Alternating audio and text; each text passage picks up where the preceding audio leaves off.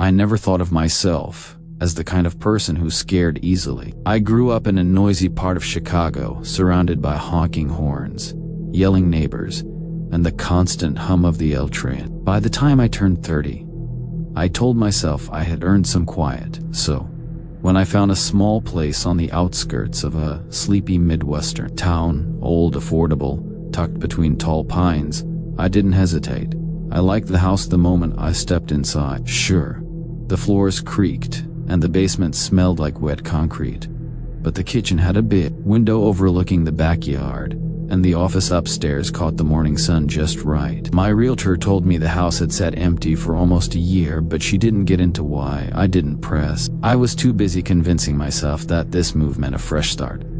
New job, new town, new habits. I imagined quiet mornings and long evenings where the only sound was the wind moving across the yard. Winter arrived early that year, heavier than I was used to. But the isolation didn't bother me.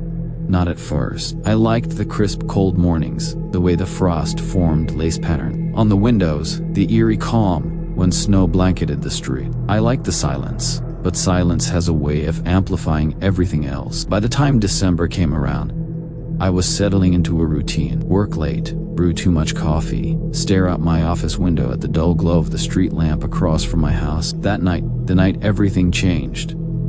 The storm was louder than usual. The kind of storm where the wind didn't just whistle. It pressed against the house like it wanted to come inside. I had no idea something else already had. It was just past 1:30 a.m. when I first saw the light.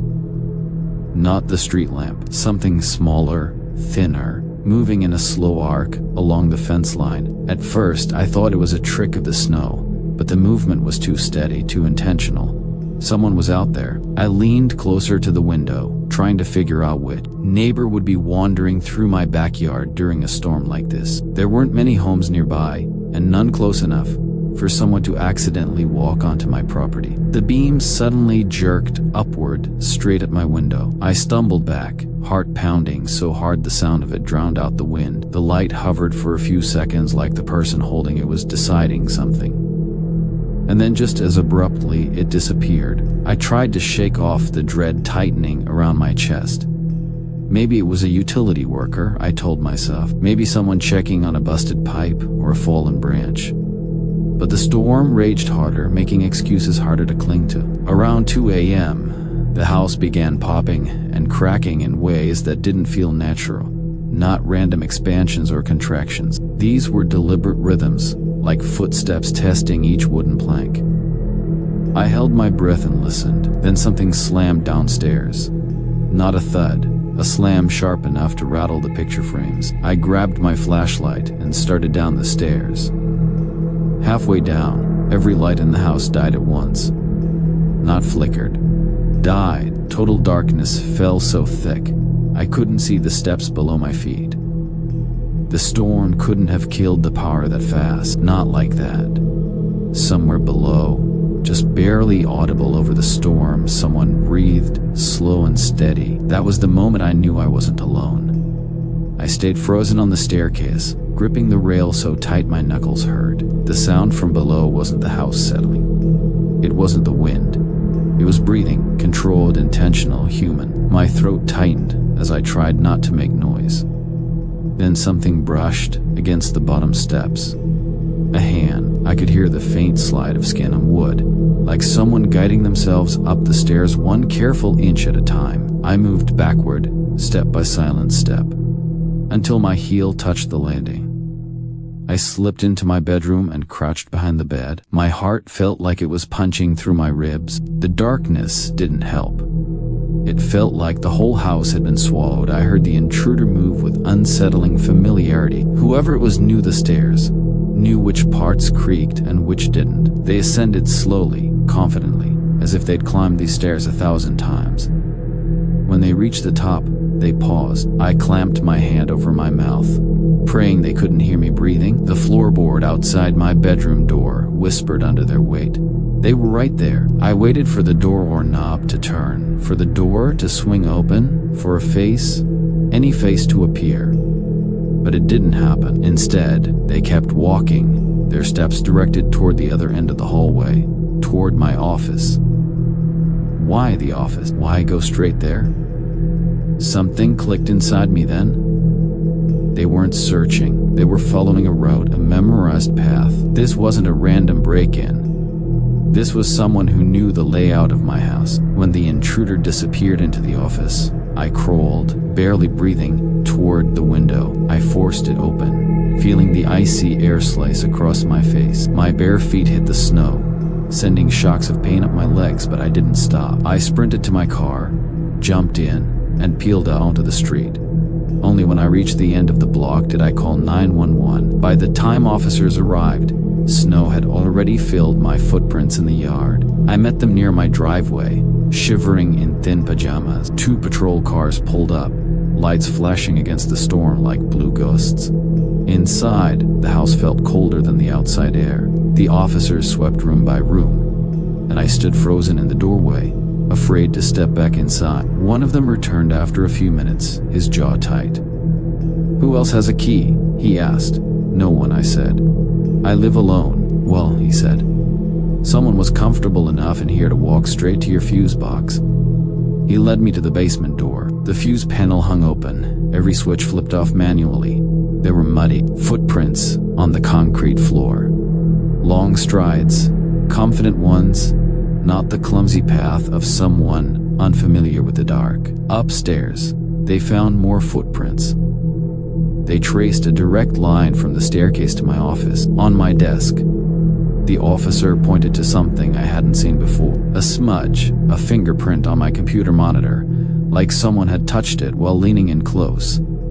Then came the worst discovery. Footprints led from my office to my bedroom door. They stopped there. The officer turned to me. "You said you were hiding in the room." I nodded. "He stood here," the officer said quietly, "right outside the door. For a while. Judging by the prints, my stomach twisted. That meant he'd know exactly where I was. Maybe he had been deciding whether to come in." One officer found something else, a set of faint boot tracks outside leading to the backyard fence. They vanished into the snow beyond. "Looks like he left on foot." Another officer said whoever he is, he didn't panic. Didn't rush. Of course he didn't. He knew the house better than I did. And that was the detail that never stopped haunting me. The police asked the usual questions. Had I noticed anything missing? Had I seen suspicious people in the neighborhood? But I kept circling back to the same thought. How did he know the house so well? The next morning, after the storm finally eased, an officer returned with information. "We did some digging," he said. "Your house was owned by a man named Carter Hayes before the bank foreclosed on it. He disappeared a year ago. Locals said he was off. Spent most of his time alone. Had a reputation for watching people.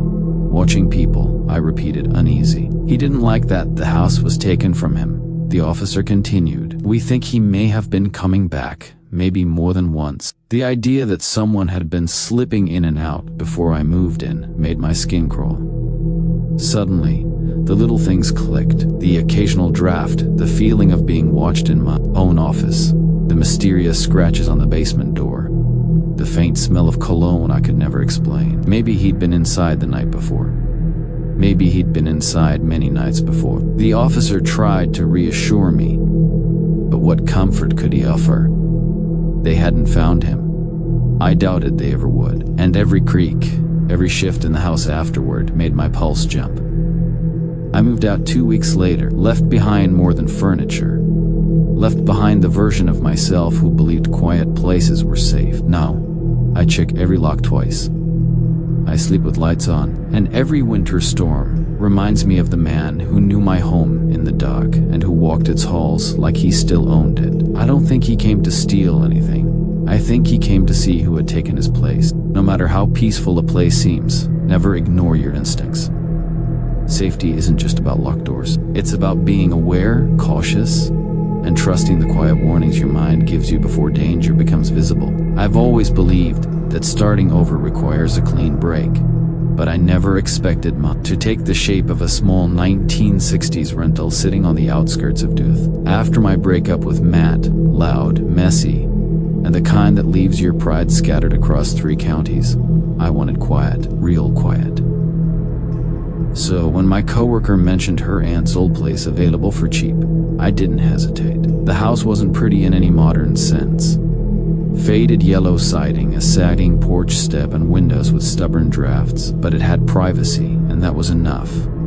My dog, Hank, a heavy German Shepherd mix, adjusted faster than I did. He liked the big fenced yard and the quiet gravel road that wound through leafless trees. Most nights, I'd sit on the couch with a blanket and a mug of peppermint tea, letting the silence feel like healing instead of punishment. By January, the cold settled in for good. Dooth cold isn't polite. It squeezes itself into the seams of your jacket and takes your breath away.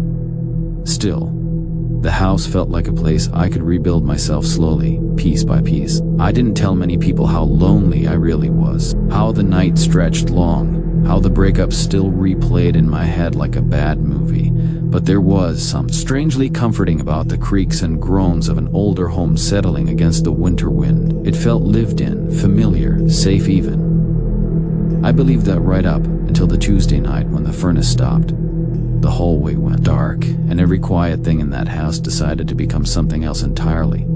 It was just after 11 when it happened. I was wrapped in my worn fleece blanket, half watching a true crime documentary I'd already seen twice when the furnace cut out mid-cycle, not powered down, stopped.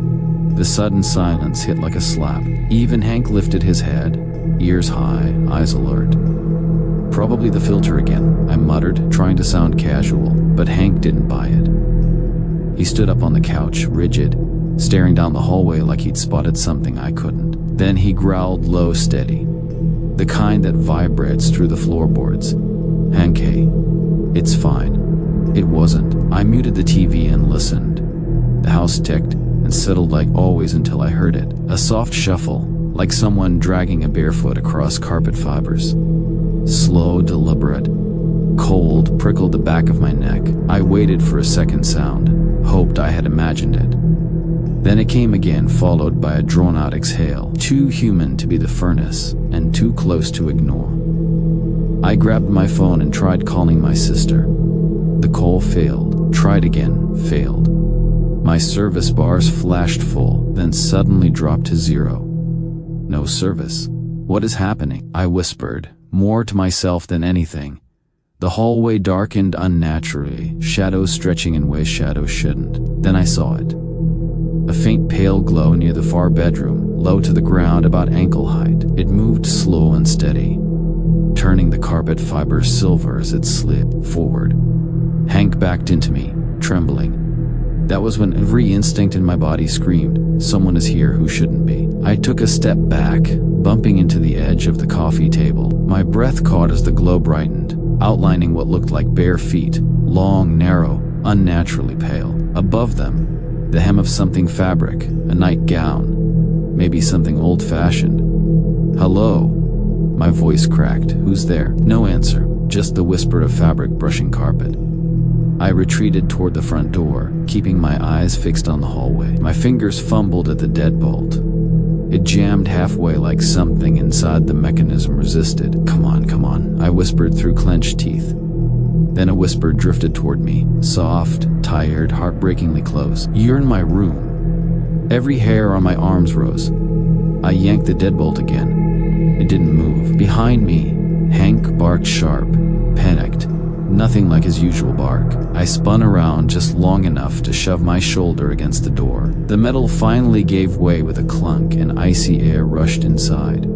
I didn't think. I ran barefoot into the snow, cold biting instantly into my skin.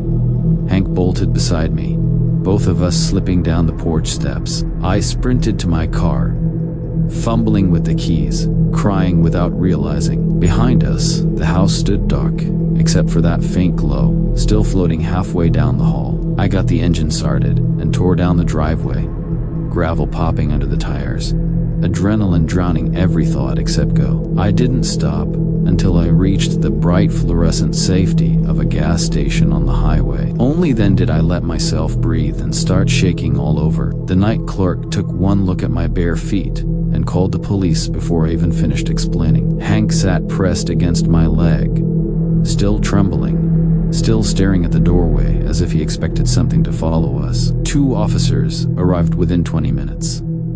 Officer Keller, tall and soft-spoken, asked me to walk him through everything. I'll never forget how he paused when I said the words bare footsteps and whisper, not disbelief, concern. "You didn't see a face?" he asked. "No, just the bottom half and the glow." He exchanged a look with his partner. A quick, subtle glance that unsettled me more than I expected. "All right, we'll go check the house. You stay here with the clerk." Watching their cruiser lights disappear into the snowy dark felt like handing over my last bit of courage. I wrapped my arms around myself, trying to stop shaking. Hank wed softly, resting his head in my lap. It felt like an hour before they returned, though the clock said 20 minutes. Officer Keller stepped inside with snow dusted across his shoulders. "There's no intruder," he said gently. "All doors locked, no signs of forced entry." My stomach dropped. "But I heard." "No, I saw." "I believe you heard something." He hesitated. "But there was one thing we did find." My heart hammered painfully. "What?" He pulled off his gloves, voice low. "Footprints. Wet ones. Human-shaped, but not right." "Not right? How?" "Too long, too narrow. And the temperature in that hallway was 20 degrees colder than the rest of the house. I went cold all over. So, what do I do?" He looked at me with a softness I didn't expect. "You don't go back there tonight. Maybe don't go back at all." I stayed at a motel that night. Hank curled beside me like a living shield.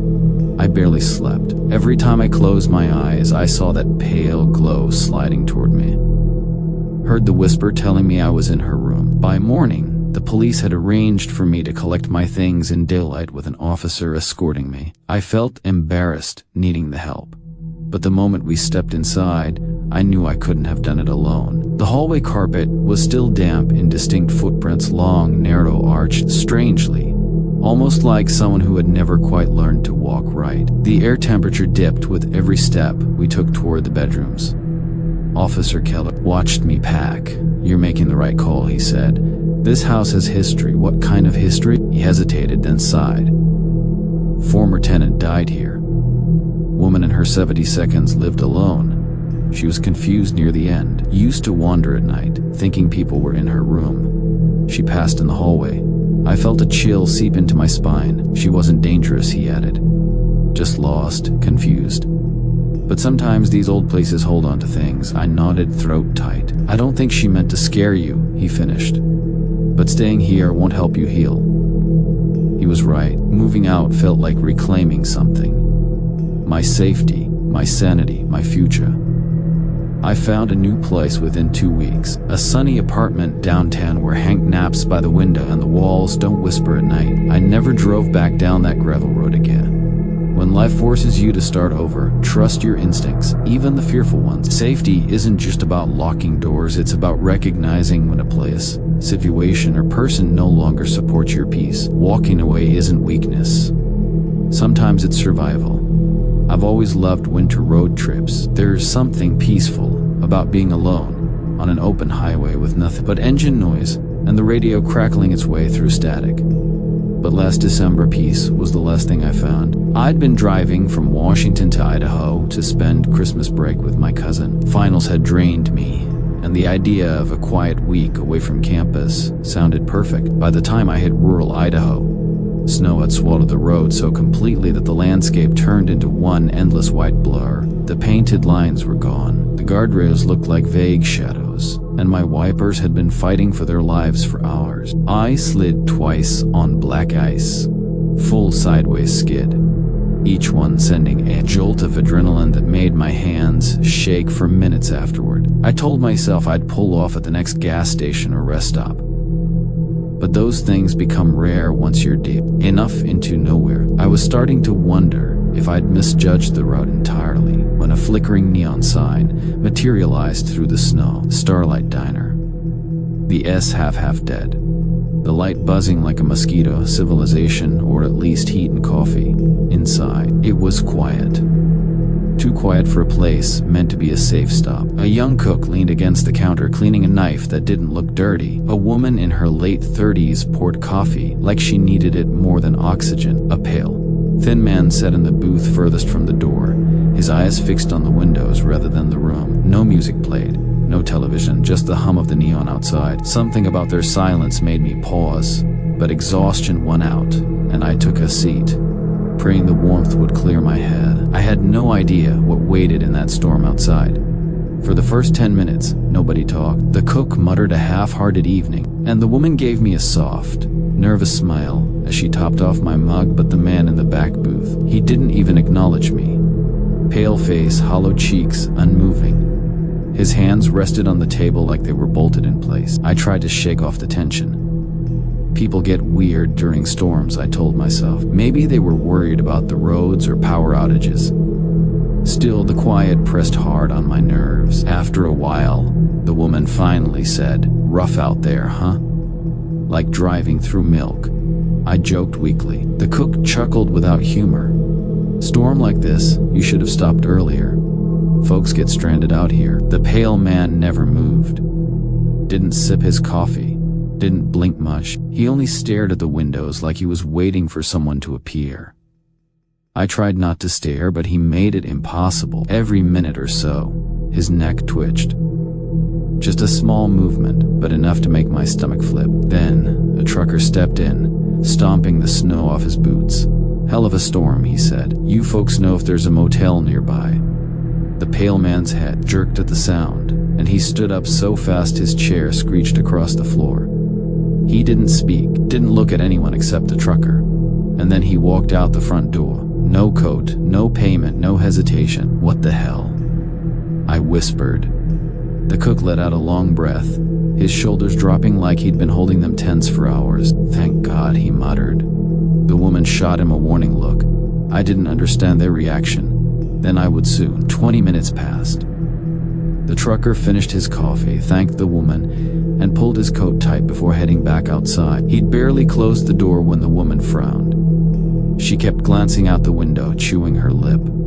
"Something wrong?" I asked. "It's nothing," she said, though her eyes said otherwise. Another 5 minutes crawled by, then she suddenly set her mug down and rushed outside. Through the window, I saw her run into the swirling snow and disappear behind the corner of the building. A few seconds later, she stumbled back inside, face pale as the frost on the windows. "His truck," she whispered to the cook. "Is still there, both doors open, his footprints stop at the trees." A heavy silence fell. The cook swallowed, jaw clenching. Without a word, he walked to the back hall and quietly turned the deadbolt on the rear exit. The metallic clunk echoed through the diner. "Hey," I said, standing. "What's going on?" The cook didn't look at me. "Storm's bad. Don't want the wind blowing the door open." That was a lie. Even I could hear it. The woman wrapped her arms around herself, eyes darting toward the pitch-black windows. "He shouldn't have gone out alone," she murmured. "Storms bring out things." "What things?" I demanded. Before she could answer, the lights flickered. Once, twice, then everything dimmed to a dull glow. The cook cursed under his breath. "Fuse box again. I'll check it." He grabbed a flashlight and pushed open the storage room door. The beam disappeared inside, and he let the door swing shut behind him. The diner fell silent. 3 seconds later, pounding footsteps circled the building, heavy, erratic, fast, kicking up snow against every wall. The woman grabbed my arm. "Get away from the windows." She didn't need to tell me twice. A tall, thin silhouette drifted past the windows, head tilted, movements jerky and unnatural, as if its limbs didn't quite match the pace of its steps. The neon sign flickered behind it, outlining the shape in sickly purple light. The figure circled once, twice, slow enough to let us see it, slow enough to let us know it was choosing. The woman whispered, "It isn't the storm you have to worry about. Locals say he comes out when the roads shut down, follows travelers, watches for stranded ones." My pulse hammered so hard I felt it in my teeth. "What about the trucker?" I asked quietly. She didn't answer. Another circuit around the diner. Then a scraping sound along the metal siding like fingernails dragging. When the storage room door suddenly swung open, I jumped back. The cook was gone. His flashlight lay on the floor, still on, pointed toward the back exit. The same door he had locked minutes earlier. Snow blew in through a gap, the lock dangling useless from its hinge. He wouldn't go outside, the woman whispered. Not him, not now. A cold dread settled into my bones. Something had taken him. We backed into the restroom, the only room without windows, and shut ourselves inside. The woman held the door handle with both hands while I turned off the lights. For several minutes something moved in the hallway. Slow scraping, dragging movements against the walls. Then the gentle rattle of the bathroom doorknob. Once, twice, then a long, deliberate pause. We didn't breathe. And then silence. Hours passed like frozen molasses. When the storm finally eased near dawn, the woman whispered, "We have to go now." We cracked open the door, both of us trembling, and slipped into the hallway. The diner looked like a crime scene. Snow drifted through the back door, forming a small pile. Footprints too long, too deep, trailed through the kitchen and then out into the forest. Not human, not natural. Outside, wind bit at our faces as we ran into the gray morning light. 3 vehicles sat abandoned in the lot. The trucker's rig, the cook's old sedan, and the pale man's station wagon. None had been touched. Snow had buried their windows. "Don't look at the trees," the woman warned. But I did. Halfway between the pines, a tall figure stood barely visible, head tilted, still as ice, watching. Police arrived an hour later. Their tracks filled the lot. Their radios crackled with disbelief. They searched the forest, combing through the snow until one officer shouted, "A buddy half buried near the tree." Not the cook, not the trucker, the pale man. The officer said he'd been dead for hours, long before he had walked out of the diner. I didn't believe it then. I'm not sure I believe it now. The other 2 men were never found. Every winter since, the first snowfall brings back the memory of that silhouette drifting past the windows of the Starlight Diner, that quiet hum of the doorknob turning, that feeling of being watched, not by something human but something patient, something that waits for storms, something that follows travelers. Will your instincts tell you something is wrong? Listen, survival often depends less on courage and more on awareness and knowing when to leave before danger steps out of the shadows. Picked up food delivery during winter break from college because textbooks don't pay for themselves and my car insurance was overdue again. Most nights were easy. Pizza runs, late night tacos, suburban houses with glowing porch lights. Nothing special, but winter in my town hits hard. The kind of cold that makes your breath feel like broken glass. The kind of cold that makes people tip well because they know you're suffering. That night started normal enough, aside from the temperature dropping fast, 0 degree, maybe lower with wind chill. My phone buzzed as I sat in a parking lot warming my hands over the car heater. It was a huge order. 4 entree, 2 soups, 3 sides from an address miles outside the main town. The payout made my eyebrows jump. Enough to cover half my insurance bill. I accepted before I thought twice. The restaurant workers even joked about it. "Big family dinner?" one asked. "Or a party?" another said. But something felt off about the address. Just a set of coordinates more than a normal street. When I messaged the customer, he replied instantly, "Drive to the marked spot. You'll see the path." I brushed off the weirdness. Money is money. So I loaded the bags into my back seat and headed out. The drive took me through silent farmland, past fields frozen solid. The further I got, the darker it became. No houses, no barns, just forest swallowing both sides of the road. When my GPS announced I'd arrived, my headlights revealed nothing but a narrow path half buried in snow, vanishing into pitch-black trees. No driveway, no sign, not even a mailbox. I should have turned around right then, but I didn't. I called the customer to confirm, mostly because I needed reassurance that I wasn't about to deliver dinner to a moose. He answered on the second ring. His voice was low, hoarse-aero, and unsettlingly calm. "Yes, that's my driveway. Snow hides it every winter. Just walk in. House is close." "Close like 50 feet close?" I asked.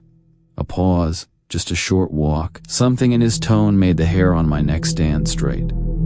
Still, the payout flashed in my mind like a neon sign. I grabbed the bags, pulled up my hood, and stepped into the woods. My phone flashlight carved out a thin, wavering tunnel through the dark. Every breath froze before it left my mouth. The world grew quieter with each step, as if the trees swallowed the sound. About 10 minutes in, I noticed prints in the snow ahead of me. Fresh ones. They weren't mine. The stride was long, too wide for a normal step. The tracks curved randomly, doubling back, circling trees. At one point, they stopped completely, just vanished, then reappeared several feet away, angled toward me. That was when I heard a crunch behind me. I spun fast, light shaking in my hand, nothing but trees. I convinced myself it was a falling branch or an animal. I kept walking faster now, gripping the food bags like they might protect me. But the path didn't reveal a house. No lights, no structure, not even a clearing. Just wood stretching endlessly. My chest tightened. The cold felt heavier. When my phone buzzed with a call failed notification, I realized I'd lost service. The trees closed in around me. Snow began drifting thicker. That was when I saw it. Far ahead, a soft glow between the branches, a faint wavering light, like a lantern swaying in someone's hand. But the lantern didn't move like a hand would, and it was too tall. I tried calling the customer again out of instinct, hoping the signal might catch. The phone rang once, then cut off, with a distorted crackle. The glow between the trees swayed gently like someone breathing. I whispered to myself, it's a porch light. Just a porch light. But deep down, I knew better. The light was wrong. Too white, too steady, like reflection, not illumination. Then the glow blinked, not flickered. Blink. 2 points of light, 2 eyes. I didn't drop the food intentionally. My fingers simply went numb and the bags fell into the snow with a soft thud. I stepped back, barely breathing, the eyes tilted, following me. Then they rose higher, stretching above human height. Nope, I whispered. Absolutely not. I turned and ran. Branches whipped against my jacket. Snow exploded beneath my feet. My phone beam jolted wildly, catching glimpses of tree trunks and drifting frost. Behind me, something moved. Slow, heavy, dragging through deep snow. Not running. Following. Every time I paused to catch my breath, the sound stopped, too. The forest listened with me. At one point, the thing let out a low, crackling exhale, like cold wind passing through dry lungs, that pushed me into full panic. My visibility shrank to a tunnel of pixelated light from my half-frozen phone. My lungs burned. My legs felt like wet cement. The trees looked identical in every direction. And for a terrifying moment, I couldn't tell if I was going the right way. Then, faint but unmistakable, I saw the glow of my car headlights reflecting off the snow far through the trees. I ran harder, nearly slipping on a hidden stump, my pulse pounding so loud it drowned out everything else. But as I reached the edge of the woods, I saw something that froze me mid-stride. My passenger window was cracked open, and snow had been packed inside. My first thought wasn't fear. It was confusion. I always locked my car, even during quick drop-offs, especially in places like this. But the window sat open just enough for someone to reach inside. Snow covered the passenger seat like someone had pressed handfuls of it through the gap. I moved closer, heart thundering. That was when I noticed the front tire. Shredded, not punctured, torn. Ribbons of rubber curled outward like something had clawed it. It followed me out here, I whispered. Behind me, the dragging footsteps emerged from the woods again. Slow, intentional. I scrambled into the driver's seat, slammed the door, and turned the ignition. The engine roared like salvation. The slashed tire thumped and jerked, but the car lurched forward anyway. Branches scraped the sides as I accelerated wildly, refusing to look in the rear-view mirror. I didn't want to see what might be there. The road back toward town felt endless. The rim spat sparks on the ice. The steering wheel vibrated violently, and the car groaned with every second I forced it forward.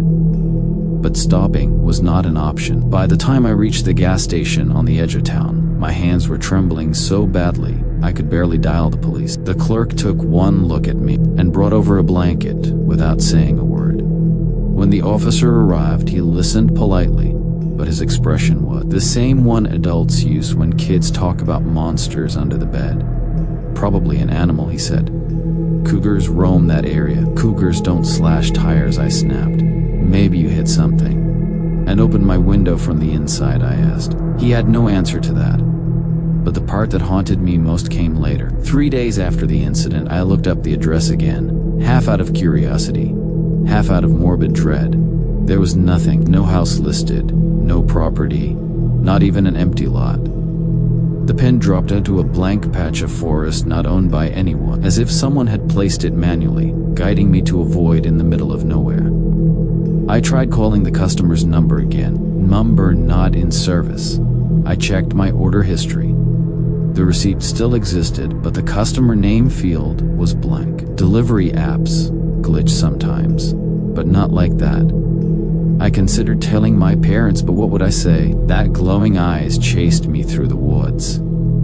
That something too tall to be human followed my footprints. That someone or something waited in the dark for a stranger to walk far enough in. I still drive past that area sometimes, but never at night, never in winter. Even during the day, there's something wrong about those woods. A stillness, a silence that feels like held breath. And every winter when the first snow falls and the world goes quiet, I see it again in my mind. Those two pale glimmers between the trees. Not lantern light, not a flashlight. Eyes watching me, waiting for someone else to follow a pin into the cold. Trust your instincts. No amount of money is worth walking into a situation your gut is screaming against. Safety is priceless. And the woods, the dark, and the unknown don't care how much you're being paid. People always say nothing happens in rural India.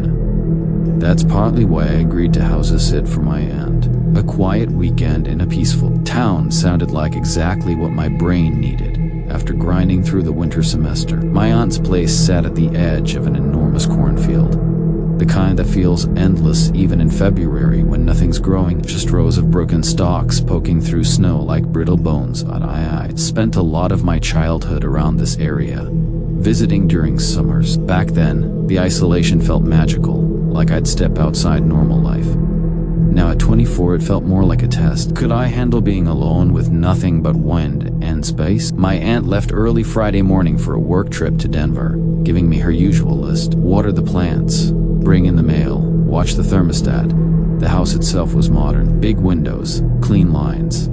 The kind of place that looked brighter on the inside than out. I settled in with a throw blanket, a mug of cocoa, and a determination to enjoy the quiet. The cold front hit around midnight. I could hear the wind forcing itself through the ventilation ducts like it was trying to come inside. By 1 a.m, I finished my movie and stretched, thinking about heading to bed. I remember feeling grateful for the warmth, grateful for being somewhere safe. That feeling didn't last long. It changed the moment I walked into the kitchen, flipped on the light, and saw the sliding glass door. The kitchen light hummed to life, and that's when I froze. The huge sliding door facing the backyard was fogged completely white, except for one small, perfectly clear circle at eye level, like someone had pressed their forehead directly against the glass just minutes earlier. I didn't move at first. My brain refused to make sense of it. I stepped closer, slow and careful. Smudges streaked down the glass beneath the clear circle. Thin, uneven lines that looked disturbingly like finger trails. "Hank, did you do that?" I whispered, even though the only pet in the house was my aunt's old tabby cat, who couldn't reach that high, even if she stacked kitchen chairs. I leaned in just enough to see my own reflection. The circle was too precise, too defined, as if someone had stood there for a long time, breathing against the window. Then the outside motion sensor light snapped on, bathing the yard in harsh white. I pressed my hand to my chest, trying to quiet my heartbeat long enough to see outside clearly. At first, nothing, just snow swirling in the wind. The shed half buried behind a drift. The broken rows of cornstalks stretching into darkness. Then something shifted at the edge of the light. Two figures, tall, still, half hidden behind the shed, both staring in the direction of the house. I backed away so fast I hit the counter behind me. Okay.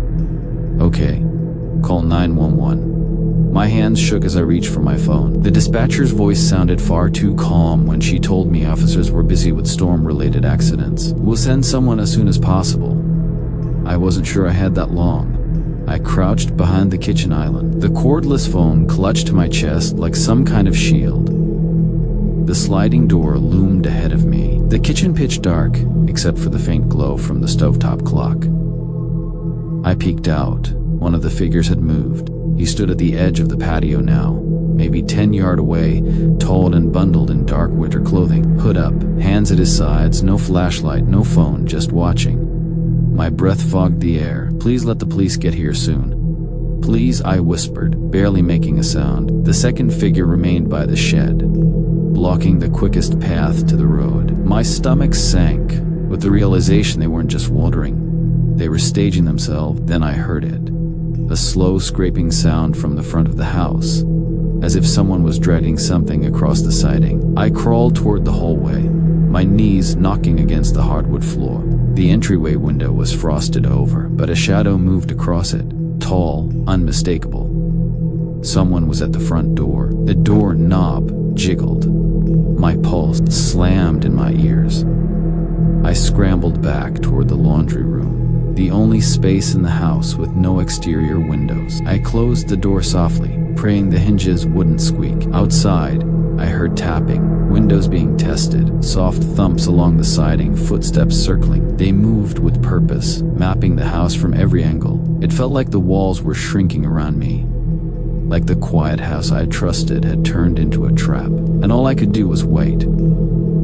Those 15 minutes stretched into something indescribable, an empty, suffocating quiet, punctuated by sounds that didn't belong. Slow footfalls on the deck, the rhythmic tapping on the sliding door. A low hum, like someone murmuring just outside the frame of the house, the kind of sounds that make your body react before your mind does. I held the cordless phone so tightly my knuckles ached. Every nerve in my body was begging to run. But there was nowhere safe to go. The men outside seemed to know every exit before I did. Then, through the howling wind, I heard something else, distant at first, growing sirens. The tapping stopped. Footsteps scuffled through snow. Multiple sets, fast, urgent. The figures didn't bother hiding now. They were running, not toward the road, not toward the shed, but straight into the cornfield. The police pounded on the front door a moment later. Sheriff's Department. Aaron, you can come out. My legs barely held me as I left the laundry room. The officers swept through the house, flashlight in hand, calling clear on each room. When they reached the sliding door, they paused. One officer crouched down, studying the glass. That circle, you didn't touch this? No, I whispered. Someone was looking inside. Outside, the yard showed nothing. The storm had eaten every footprint. Tracks should be everywhere, the deputy said, frowning. Even in snow like this. They ran into the cornfield, I insisted. He shook his head. We checked. Couldn't find so much as a broken stalk. The empty yard felt like a threat all by itself. I didn't sleep at all that night. Even with 2 officers parked outside until sunrise, my body felt wired, like fear had settled deep in my bones. I kept replaying the image of that clear circle on the glass. So perfect, so human, so close. The next morning, my aunt flew home early. The moment she hugged me, I broke down. All the adrenaline I'd held inside, spilling out in one overwhelming rush. You're not staying another night here, she said immediately. Absolutely not. I packed my things with shaky hands. Every window felt like a set of eyes. Every shadow felt too deep. Even the daylight couldn't soften the memory of those figures watching from the yard. A neighbor stopped by later that afternoon, having heard the police were out the previous night. He was an older man, soft-spoken, the kind who'd lived beside that cornfield his whole life. You're not the first to see them, he said quietly. Tall men, dark coats, out by the fields at night. Nobody knows who they are. They don't come close to most houses. He paused, eyes drifting to the sliding door. But sometimes they do. My aunt stood protectively between us, one hand on my shoulder. We're moving, she said.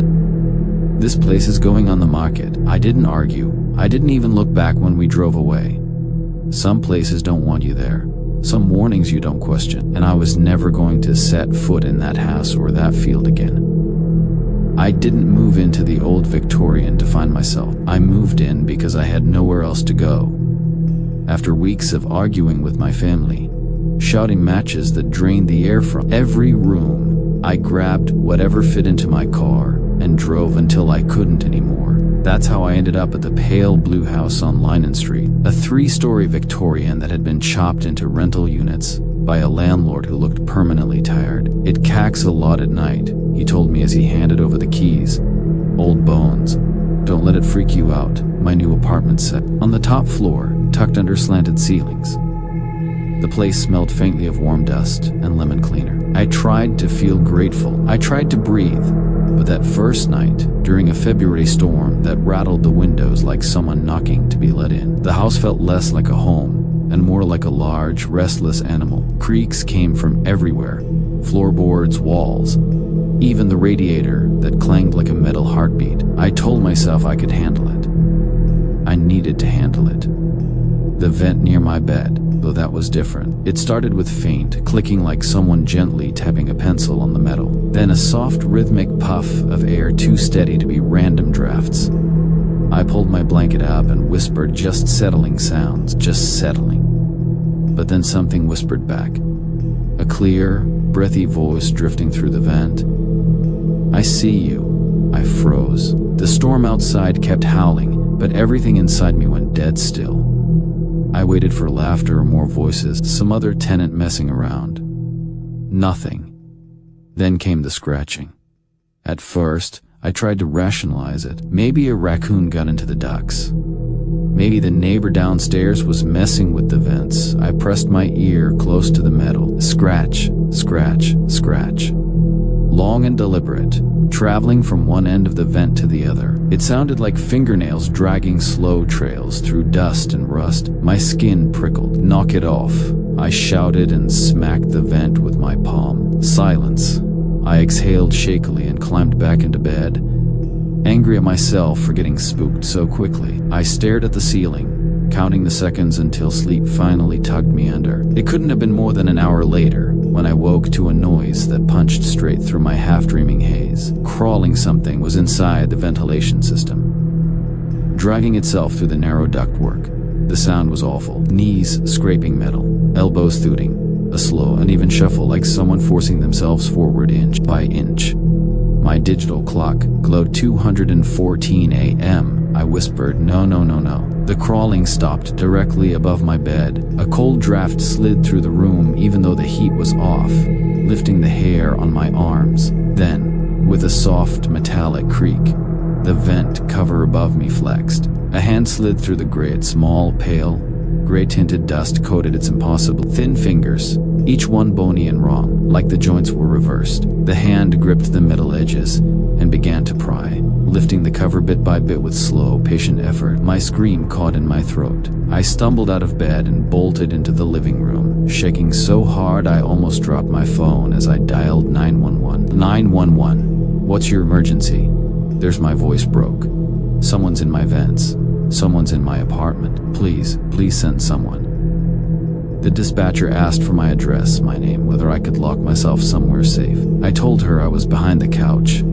I didn't dare turn on the lights. The vent in my bedroom made a metallic bang, something heavy dropping onto the floor. Then came footsteps, soft, slow, unhurried, like the thing that had crawled through the ducts, now walked upright. Each step was measured, almost curious, brushing through the dust I hadn't noticed on the floor earlier. My apartment grew colder, the kind of cold that slipped through your ribs and stayed there. I clamped a hand over my mouth as the footsteps wandered toward the living room. They stopped inches from me, just on the other side of the couch. I could hear it breathing, not like a person, too long, too wet, like it was trying to inhale the entire room at once. It sniffed once, twice, searching. Then from the front door came pounding police, knocking hard enough to shake the walls. The footsteps vanished, not ran, not retreated, vanished.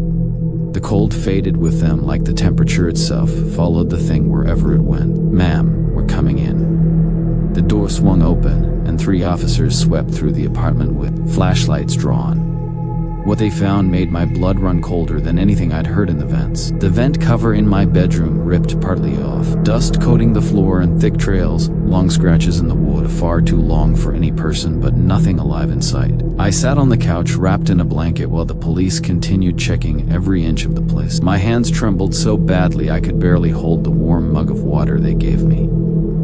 Officer Ramirez knelt in front of me. "You're safe now. There's no intruder here." I almost laughed. It came out more like a choke. There was something in my vents. It touched the grate. It dropped into my room. I heard it walking. He exchanged a look with his partner. They'd clearly seen the scratches and the dust trails.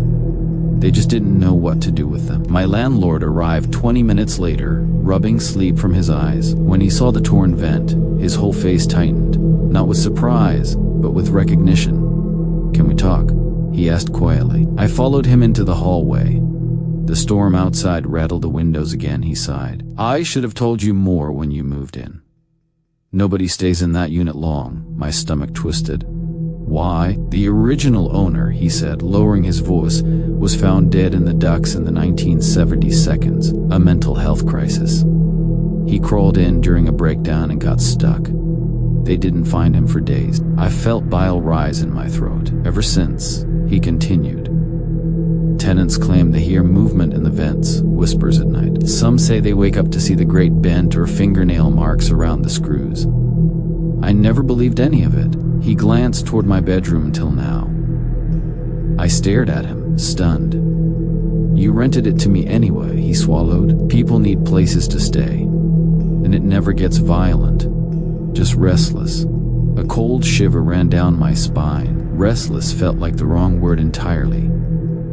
An officer stayed with me while I packed. I didn't argue, didn't hesitate. I just threw everything I owned into 2 garbage bags and a duffel. The apartment felt wrong now, like the air itself was holding its breath. When I stepped into the bedroom one last time, the vent hung half open. Dust still drifting from the opening. A faint track, almost like a handprint, smudged the wall beneath it. I didn't look closer. The officer followed me out, closing the door behind us. My landlord stood in the hallway, wringing his hands. "I'm sorry," he said softly. I nodded because I didn't trust my voice. I didn't trust anything about that house. Outside, the storm had eased, but the wind still rushed through the trees like whispering voices. I climbed into my car, gripping the steering wheel until my knuckles went white. As I pulled away, I glanced back at the top floor window. For a split second, I thought I saw movement behind the blinds. A shifting shadow, something small slipping back into the vent. My chest tightened. I didn't look again. The landlord later emailed me saying he planned to leave the apartment vacant indefinitely. Some places aren't meant to be lived in. He wrote he was right. Some places keep their dead too close, and some things never stop crawling. When your instincts warn you, listen. Fear is not a flaw. It's a survival tool. Protect yourself. Speak up and walk away from places or people that make you feel unsafe. You never owe your safety to silence. When I first moved into the cabin, the silence felt like a blessing. After years of city noise, sirens, shouting neighbors, garbage trucks at dawn, I thought isolation would be the cure for my burned-out brain. The rental listing had called it a peaceful forest retreat. That was true, I guess, depending on your definition of peaceful.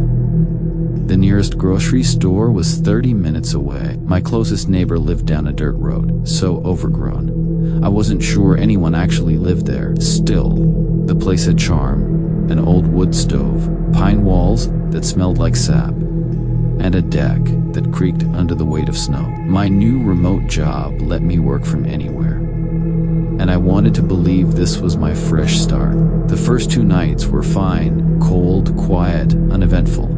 I read books by lantern light when the power flickered, listened to the forest breathing through the pines, tried to convince myself that the loneliness was good for me. Everything changed on night 3 around 1 a.m. I was on the couch halfway through a mystery novel when I heard footsteps outside, heavy, deliberate crunching across the frosted needles. People don't walk out here at night. Animals do. And animals, especially bears, don't care about personal space. I turned off the lamp, sat completely still, and let my eyes adjust. That's when I saw a silhouette rise behind the kitchen window. A person tall, impossibly thin. I froze, book slipping from my hand. Then the head tilted too far.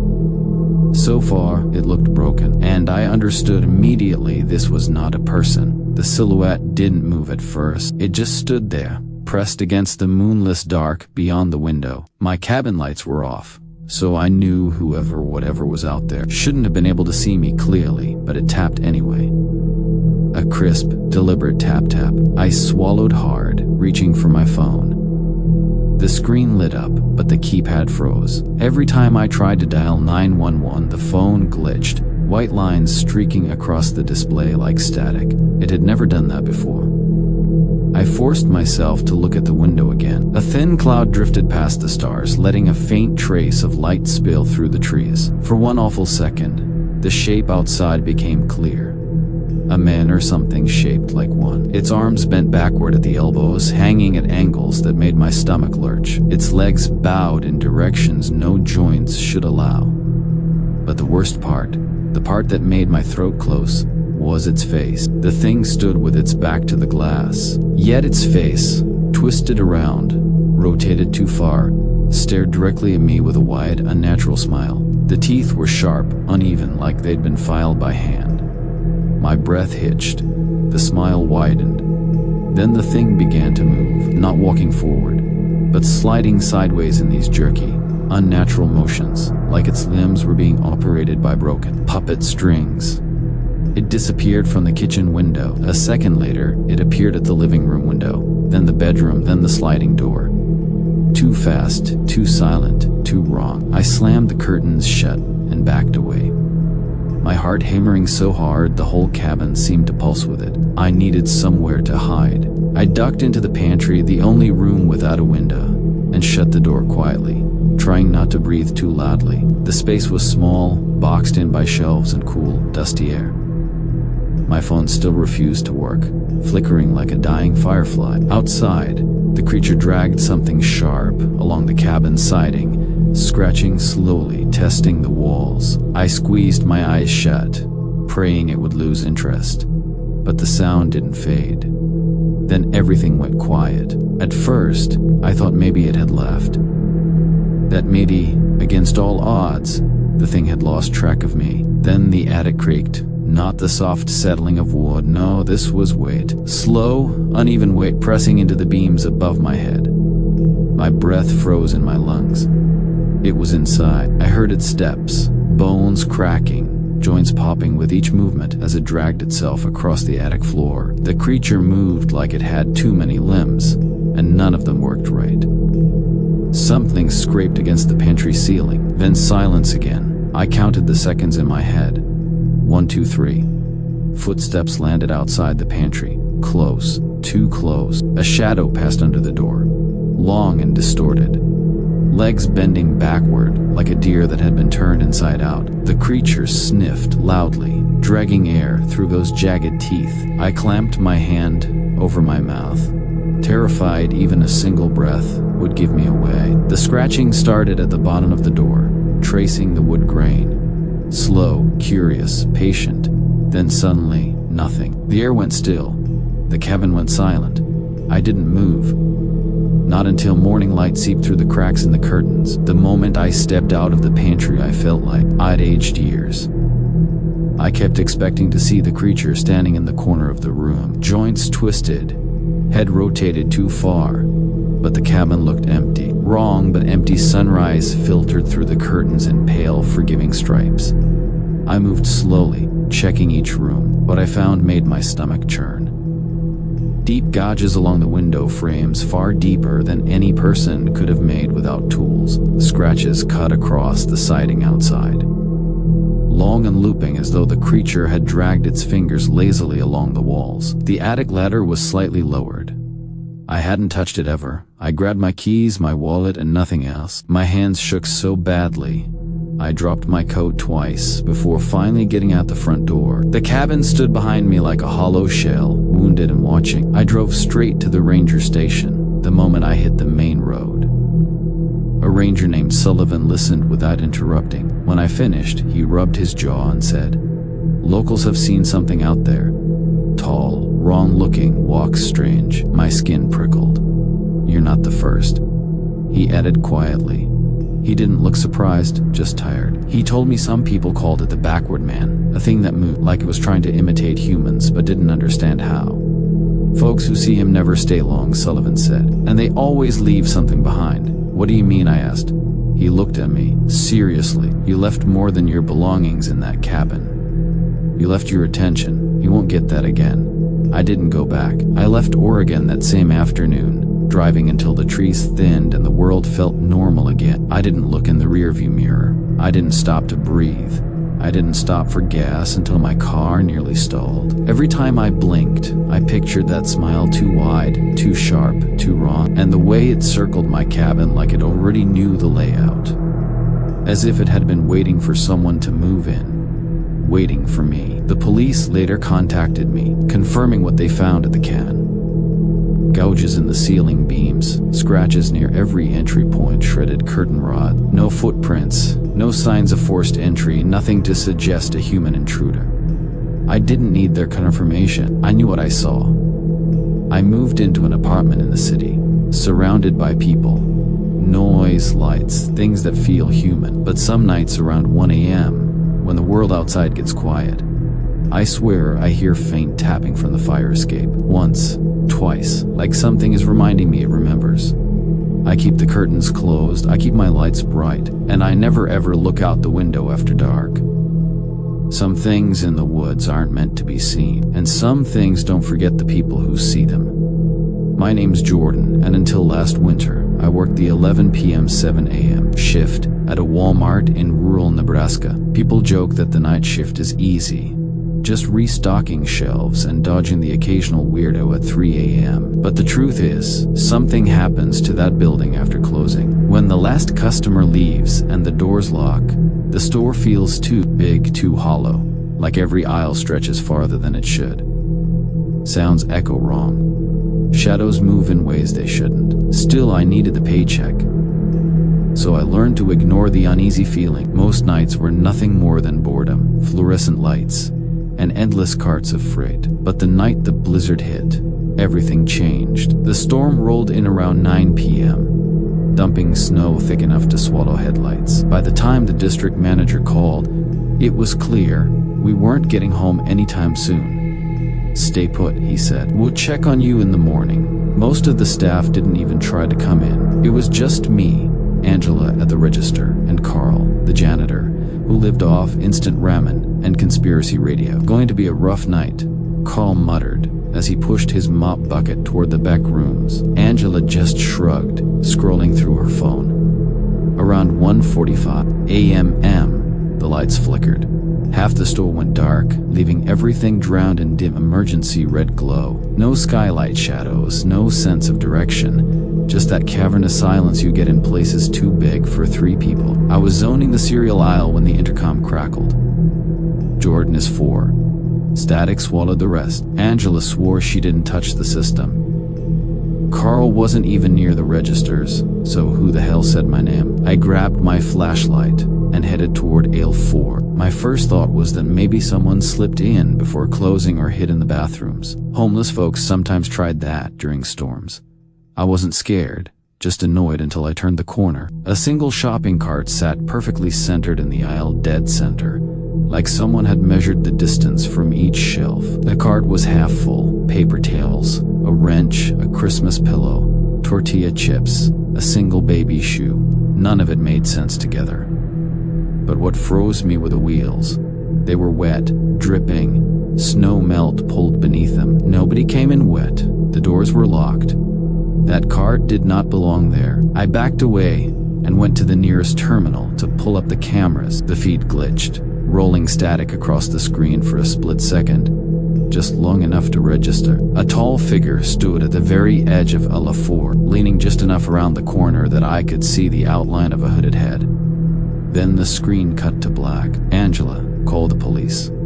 I yelled across the store. She tried. The phone line was dead. The storm had taken it out. Then all the emergency lights shut off. Pitch black swallowed every aisle. Somewhere deep in the store, something fell, then something else. Then a heavy crash that rattled the metal shelves. The footsteps that followed weren't human. Long strides too fast, Angela screamed. Carl radioed me, voice shaking. Something knocked over the mop-y bucket. "I think there's someone back here." Then the intercom clicked again. "Jordan, behind you." I spun around so fast I slipped on the tile. No one was there, but we were not alone. My flashlight beam shook as I swept it across the cosmetics aisle. At first, I thought my eyes were playing tricks on me, but no. A tall figure stood at the far end of the aisle, motionless, wrapped in a dark parka that sagged strangely, as if the person inside wasn't shaped the way a person should be. The hood hung low, too heavy, as though something weighed it down. He didn't move, didn't even sway. He just stood there watching me. "Sir," I whispered, even though every instinct screamed to run. When lightning flashed through the front doors, the whole store lit up for half a second. That second was enough. The figure was now 15 feet closer. Same posture, same stillness, but the hood. The hood tilted, and inside it wasn't a face. It was a smear like someone had dragged a wet cloth across a photograph. Just dark pits where eyes should be, glistening like something alive inside them. I stumbled backward. "Angela, Carl, get to the dairy cooler now." We ran. The footsteps behind us didn't sound like running. They sounded like sliding, fast, smooth, wrong. The dairy cooler door slammed shut just as something slammed into it from the other side. Steel bent inward with each hit. Angela cried, knees pulled to her chest. Carl whispered prayers between panicked breaths. The pounding grew harder, then slower, then stopped altogether. We held our breath. Minutes passed. Silence. I didn't trust it. None of us did. We waited in the suffocating cold, listening for anything beyond the humming cooler fans. Nothing. Not until dawn. At exactly 7:02 a.m., the managers unlocked the front doors from outside. Their voices muffled through the store speakers. "Overnight crew. Anyone here?" We burst out of the cooler, shaking so badly, the manager thought we were having some kind of breakdown. Angela clung to me. Carl kept glancing over his shoulder like something might still be lurking behind the pallets. "You three look like hell," the assistant manager said. Then she saw the store. Aisles knocked over, shelves bent, products scattered across the floor like something had torn through the place in a frenzy. Deep gouges in the tile, straight lines, curved lines, sharp arcs that looked almost deliberate. Wet footprints, bare feet, long narrow prints led from frozen foods to toys. Then into the wall. Not beside the wall, into it. As if the person stepped through solid structure. Who else was here? The store manager demanded. "No one," I said. "Just us." He didn't believe us. Not until we checked the cameras. Almost every file was corrupted. Static, black screens, distorted frames, all except one. A still image. Me standing in aisle 4, and behind me, inches away, the hooded figure, blurred face, dark pits for eyes, head tilted at an impossible angle. Managers stared at the screen in dead silence. Finally, one whispered, "What is that?" I didn't have an answer. All I knew was that thing had been close enough to touch me. I quit on the spot. So did Angela. Carl never returned either. I expected nightmares after what happened. But what I got was worse. Every time I passed that Walmart, whether in daylight or dusk, the automatic doors slide open even when no one is near them. Managers say it's a glitch. Just the sensors misfiring, they claim. But I've seen those doors open before at 4 a.m. for the hooded man with the blurred face. I moved 3 towns over. I started a new job. I try not to think about that night, but sometimes when winter storms roll through and the sky turns the same dead gray as that morning, I swear I hear the intercom crackle in my memory. Jordan is 4. I tell myself it's just trauma, just my mind replaying the worst shift of my life. But deep deep down, I know better. Things happened in that store that defy explanation. Those footprints weren't human. That face, if you can call it a face, wasn't human. And something about the way it moved, sliding, appearing closer, each time the lights flickered. No living body moves like that. Some nights, when the wind is loud enough to drown the world out, I hear tapping on my apartment window. Soft at first. Tap, pause, tap, like someone reminding me they remember, like someone waiting to be invited in. I keep the blinds shut. I don't look outside after midnight. And I don't walk down retail aisles alone ever again. When your instincts scream that something is wrong, listen. Fear exists for a reason, and ignoring it can put you closer to danger than you ever imagined. Never dismiss your intuition. It might be the only thing standing between you and something you were never meant to see.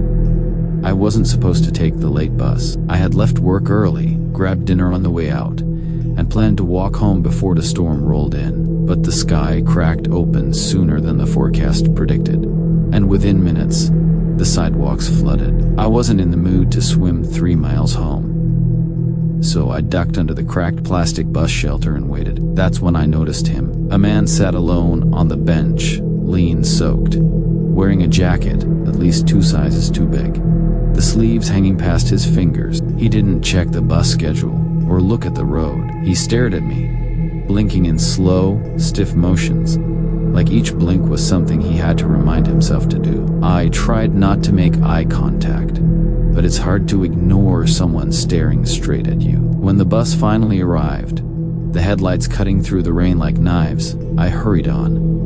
He didn't move, didn't make an attempt to board. He just mouthed something as I passed him. No sound, just lips forming deliberate shapes. I thought he said, "I'll be there soon." Weird, sure, but bus stops attract weird. The ride home was uneventful. My clothes dripped everywhere. My shoes squelched, and the heater barely worked. When I finally reached my apartment, I microwaved a cup of noodles, watched a few stupid videos, and fell asleep on the couch with the TV still glowing.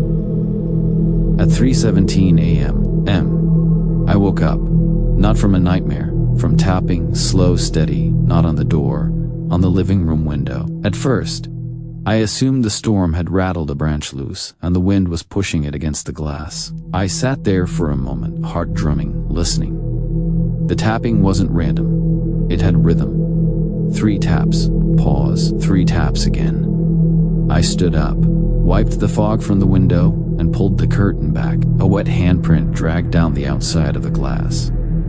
Long, pale fingers smearing through the condensation. I stumbled backwards so fast, I knocked over the lamp. "What the hell?" I whispered, grabbing my phone. Right then, the power cut out. My apartment and the entire neighborhood collapsed into darkness. Lightning flashed and briefly lit up the street. In that split-second burst of white light, I saw him, the bus stop man standing on the sidewalk in front of my house, facing me, head tilted far too much to one side, like his neck had softened. His arms hung stiff and loose at the same time. A wrongness I can't describe without feeling sick.